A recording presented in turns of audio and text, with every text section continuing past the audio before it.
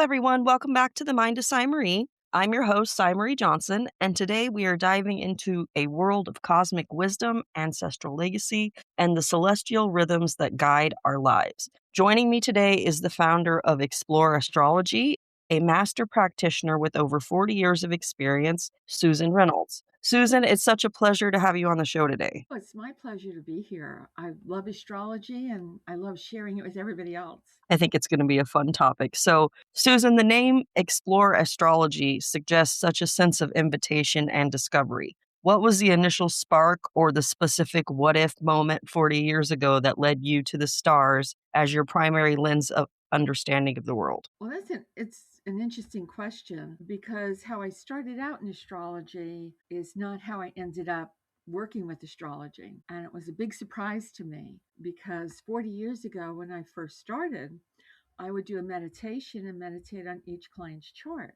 I still meditate on each client's chart before I meet with them. But this one incident happened 40 years ago where I was in meditation and I spontaneously saw a vision of my client's past lives or past life. And I didn't know what to do. Am I supposed to tell her this? 40 years ago, this was not accepted. And I thought, what if she's mad? What if she's angry? What if she thinks this is nonsense? And I finally decided to tell her what I had seen. And to my surprise, she burst into tears. She told me this answered lots of questions about her life. And it was a very ordinary life. I saw her as a Irish housewife with lots of kids, and her husband was a farmer, and she was a good mother. And then she died. And when I had this vision, I was a bit put out because I quite frankly wanted a more interesting lifetime for her. Couldn't she be, a pirate or, involved in some war, maybe a Civil War general, something interesting for heaven's sakes? But it turned out that this Irish housewife lifetime answered questions for her. And I started to notice that I wasn't just looking at the planets. I was seeing visions. I was talking to guides. I was expanding beyond what I thought astrology readings were going to be. And that's why I decided to call it Explore Astrology, because our chart often opens up a new world and often helps us answer questions we struggle to formulate. So, astrology is something that keeps opening up layer after layer after layer. And even after 40 years, I'm still exploring. So that's how that name came about. Well, a birth chart can often feel like a map of a precarious world, so that makes sense. How do you approach building a seeker's internal world through their chart to ensure they feel empowered even when their personal or cosmic circumstances feel extreme? Well, when we say we wish that life came with an instruction book, our chart is the instruction book. And what many people don't understand, and I always make a point of explaining, is that our chart is not in charge of us. It doesn't tell us what we have to do, it does not keep us from doing something we want to do.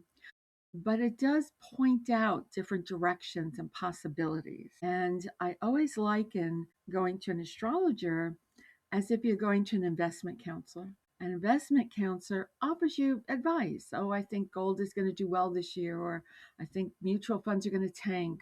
And then you leave and you think about it and you decide. I think I will buy gold. No, I thought he was kind of full of it. I'm going to do what I want to do. We make our decision, but our chart gives us the understanding. It doesn't suddenly make our lives easier, but it does give us the information of, oh, that's why I struggle with this so much. That's why this issue is in my life. Once we have that understanding, there's a sense of empowerment. Because when we're struggling with an issue in our lives, maybe it's something big like finding fulfilling work or a job, or something a little smaller like we don't get along with our mother in law.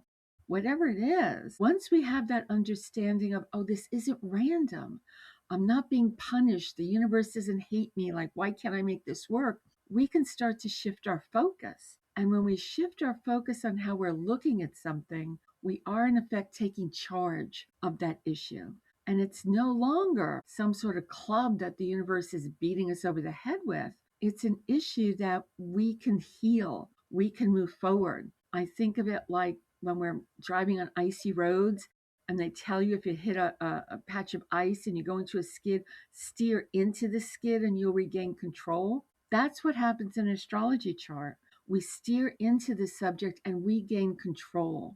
And that's what astrology is about. It's about making your life easier and giving us more control, which, most of us like. Yes. So I've noticed that in astrology, as with any great narrative, pacing is everything. How do you personally help a client decide when to give a piece of the puzzle to their own life and when to withhold action to keep their personal momentum high during a transit? Well, a transit is just talking about what this planet and the heavens are doing right now in relation to your natal chart.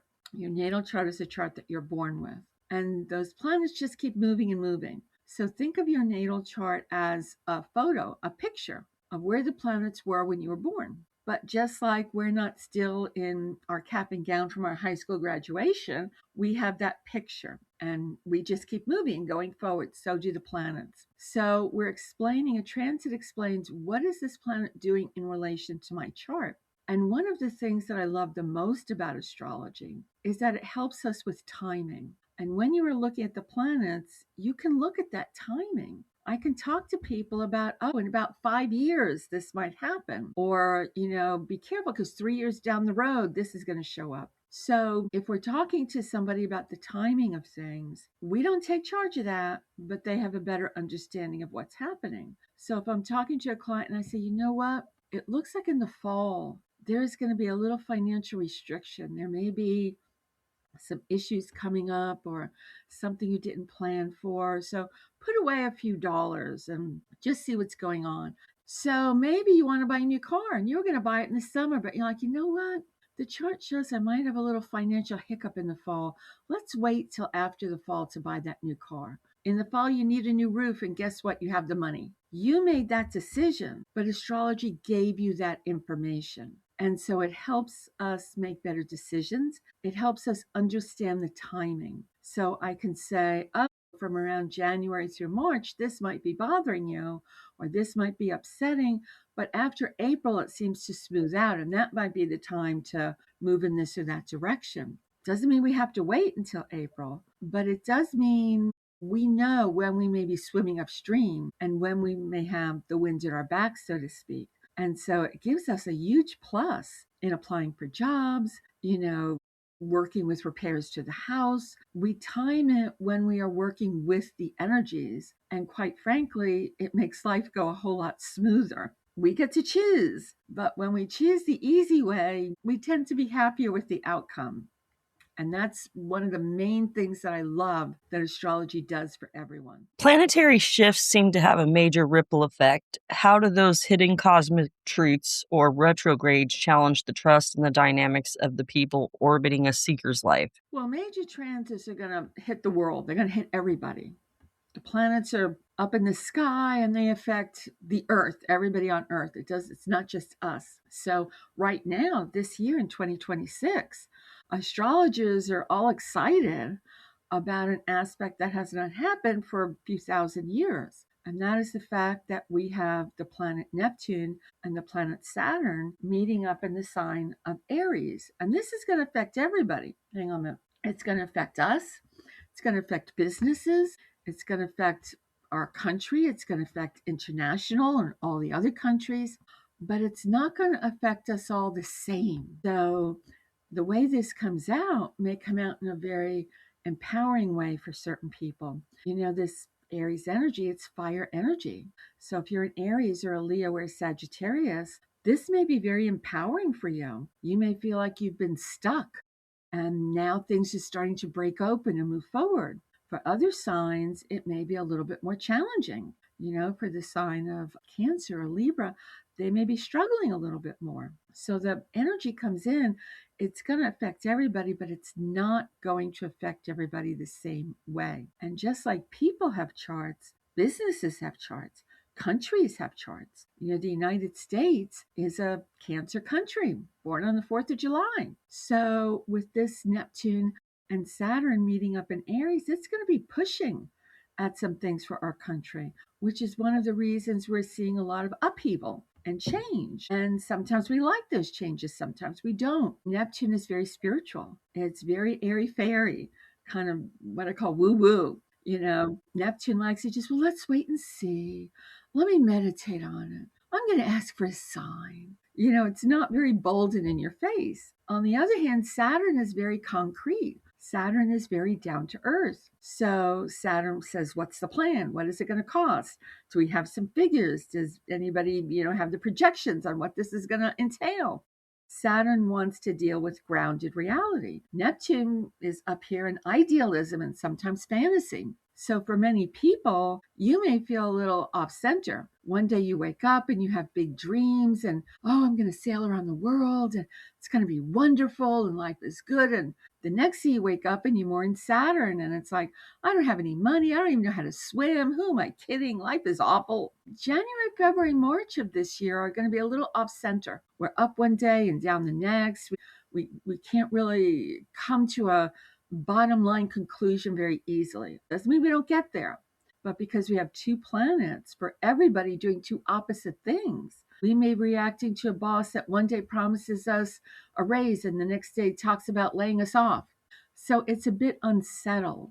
And when we understand that and see our country, one day we want to invade Greenland and the next day we love Greenland and everything is fine, it may be like, we can't always keep up with how quickly things are changing. And when we understand that short term, I think January, February, March of this year are the 3 months when we are going to see the most upheaval, the most uncertainty, it's black on Tuesday and white on Wednesday and all over the place. As we move into April, May, June, although both of these planets are still in Aries, they're separating a little bit. And so I think things calm down a little bit. But all of the planets affect everybody, just not in the same way. Well, it is February 2026, and we are living in an era where privacy and digital footprints are always on our minds. Have these current events influenced the way you handle clients who are trying to maintain control or keep certain parts of their life private? Yes, because I see a lot of people coming to me and they're very anxious, they're uncertain, they're scared, and they're looking to astrology for answers. And there are some answers I can give them. I can't say world peace is going to break out in 3 years on August 28th. That I can't do. I can't tell them everything's going to be fine. But more people are coming because they're looking for more information that our current areas of information are not giving them.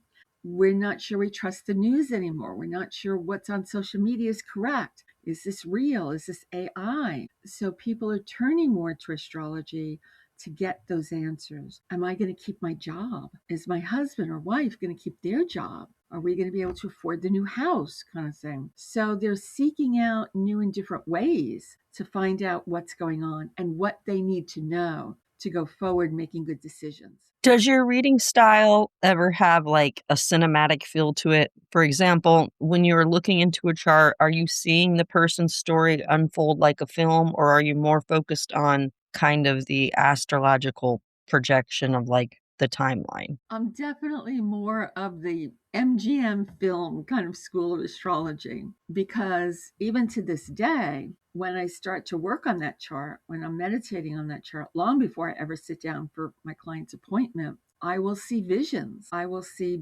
cinematic images of where they used to be and what they were doing. And I'm often drawn into understanding their feelings or the decisions they made from that. And I do my best, and this is my job, to be the interpreter and to share with them. And I say, this is what I saw. Not saying it's right, not saying it's wrong. I'm saying, this is what I saw. And I remember seeing a vision when I was meditating on a woman's chart. She was a mother, and there was a famine, and her children ended up literally dying from hunger.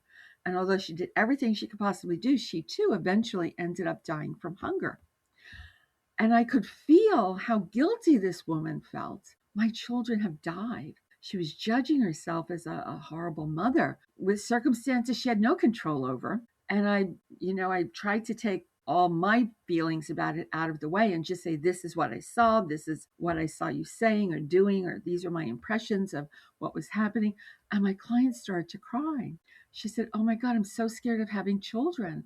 I want to have children. I'm so scared to have children. I'm scared something's going to happen to them." Because she was kind of carrying some of that guilt. And when I was able to share with her, I'm not saying her guilt suddenly went away, but I could see her having more of a sense of peace, like she understood something that she didn't understand before. And I often wish that my clients could see what I see and hear what I hear, because it gives you a much deeper level of understanding yourself, because we're all carrying those pieces with us. We just don't know it. That makes sense. So I have to ask, are there any aspects about astrology that people misunderstand, or is there a particular placement or sign you've worked with recently that was especially fun for you to quote unquote rehabilitate? There's a lot of misunderstandings about astrology. And one of the ones I run into the most is that people think astrology is for ignorant people. Oh, you shouldn't believe in that. That's nonsense. Astrology isn't a belief system. It's like saying, "Oh, you shouldn't believe in the stock market. That's nonsense." Well, the stock market is not a belief system. It does what it's going to do, and you may follow it, you may not. Looking at astrology is not a belief system. I can talk to a client for an hour and they could say, "I believe none of this and none of it makes any sense to me, and I'm going on about my business. Bye." And I'm fine with that. Sometimes years later, what I was talking about, sort of that seed starts to come to fruition, and they may go back and look at it. So I read for people from all walks of life: wealthy, super wealthy, financially struggling, rich people, poor people, smart people, people who are struggling in school, from all different kinds of walks of life. Sometimes the person you see waiting for the CEO of the company for their 3 o'clock appointment is their astrologer. I have read for CEOs, and they are asking me about projections for their company. What is our company going to do? How should I make this decision? There's an old saying in astrology, I'm thinking it was JP Morgan. He said, "Millionaires don't believe in astrology, but billionaires do." So one of the main misconceptions is that astrology is for the uneducated or the ignorant. And nothing could be further from the truth, because astrology is for people who are really looking to turn within, to answer questions about their own self growth, their own development, ways they can be happier, be stronger, be more healed. Most of us carry around some kind of wounds, a divorce we never got over, childhood issues that still plague us today. There are not too many people that are, skipping through the daisies. Astrology helps us get a handle on that. And so it helps us heal faster, understand ourselves better. So that's one of the major misconceptions. Astrology is actually for people who have curious minds, who are questioning, who want to know more. Is there any particular placement or signs you've worked with that are especially fun? Well, that's good. I don't think anybody's ever asked me that before. Yeah, the fire signs have that spark of fun and joy. As a planet, Jupiter is one of expansion and optimism, and it's called the Great Beneficent. So working with those planets are joyful, because usually people are ready to embrace them. We're not looking for, what's the worst thing that's going to happen. We want to be encouraged, and that's joyful. And this year, in the second half of this year, from July through December, we are going to see the planet Jupiter move into the sign of Leo. And I'm thrilled about that. I am so excited about this, because Leo is sort of the sign that says, I want to be happy. I want to enjoy my life. It rules dating and romance, but Leo is also incredibly creative. There's art and music and dance and writing. And, Leo is sometimes wants to be the center of attention, wants to go places and do things. And what makes us happy? And so the second half of this year, we're going to see this come up in our lives. And that's exciting to me. I'm so looking forward to this, because by July, we're asking, what do I want to do that makes me laugh, that makes me happy? What brings me pleasure in life? And we don't always get a chance to do that. And this year we're going to. And so you're going to see people who maybe don't want to travel say, let's go somewhere. Or people who, are kind of, private and don't really want to do things say, let's have a party. We're going to see this energy come out in ways that ask us to interact with other people, spread our wings, try new things, leave behind fear, and caution. I don't mean being, foolish. This is not an energy that says go to Vegas and put everything on 22 red. This is just an energy that says, you know what? Let's balance this out. Life is a little tough. We have a lot of difficult news coming at us every day. Let's make sure we're taking some time to bring pleasure into our lives and balance that. So I'm super excited about this year. Yeah, with getting through this current little painful 90 days that we're in right now, that sounds like it'll be a promising end of the rainbow there. Moving to my next question, what is your philosophy for the perfect ending to your sessions? Do you feel a responsibility to tie up every loose thread for the seeker, or do you prefer to just kind of give them that basis and let them take it and go forward and unpack it how they will? Well, the way I structure most of my sessions is that the first thing I do is share any past life visions I've had for them. Most of the time, like 90% of the time, I'll get something. If I don't get anything, I tell them that flat out. The majority of my clients come to me through word of mouth. So they'll say, well, you told my best friend about this, and this. So usually they know they're going to get something there. So I start to talk about that, and then I morph that into talking about what's going on in their chart, because they're going to be living that out. So I'll talk about what I call the main areas of life: love, money, health, career, because these are the ones that we are most focused on. And I'll do that in the first half of the reading. Most readings are 60 minutes, sometimes they're 90 minutes. I give my client the opportunity to choose. And then in the second half of the reading, I will start to talk about the predictive work. This is what I see coming up for you right now, and this is what's going forward in the future. And so at the end, I always leave time for them. Do you have any questions? Is there anything I did not talk about that you wanted me to bring up? Usually clients will let me know if there's something specific going on, but I always ask at the end, because you're having somebody sit there and talk to you about you for an hour. And that's a lot of information to take in. I always record the reading. I send the recording to my client, and many times clients will tell me, oh, I heard something in the recording that I didn't hear in the reading, because I grew up in New York and I talk fast and I'm trying to cram in as much information into the time we have as possible. Usually I just leave it up to my client. Sometimes I'll book a follow-up appointment. Sometimes I'll book a package of appointments. They want to clarify things. They want to go deeper into things. Most people know what works for them, and I'm the guide trying to help them with whatever works best for them. So in each reading, you should get information about the past, the present, and the future. So, for aspiring astrologers who might be listening, what is your best advice for them moving forward and connecting with the craft's heartbeat? I would say the best advice is to be comfortable with your style of reading. Every astrologer has their own style, their own way of phrasing things, their own way of presenting information. And that's your style, and that's okay. You can go to 10 different astrologers, get 10 different readings, and all of them can be valid and give you different ways of looking at things, depending on that astrologer's style and what they're saying and what you're hearing and interpreting. When I first started doing astrology, one of my astrology teachers had this very beautiful, very mystical, soft voice and way of presenting things. And oh, I wanted to do readings just like she did. And my style is nothing like that. I'm sort of, like in your face and very direct. And I'm all but pounding my shoe on the table to make my point, kind of thing. And it took me a while to accept, that's just not my style. I don't read like that. I can enjoy it. I can honor it, but I have to be true to me. And so if you're an aspiring astrologer, honor your style. Do you just go right into the past life stuff? Do you want to talk more about the sun and, go into Saturn and Pluto first? Do you want to even do predictive information in a first time reading? Find your style and honor that. And don't try to read like somebody else or look at famous astrologers and say that's how it's supposed to be done.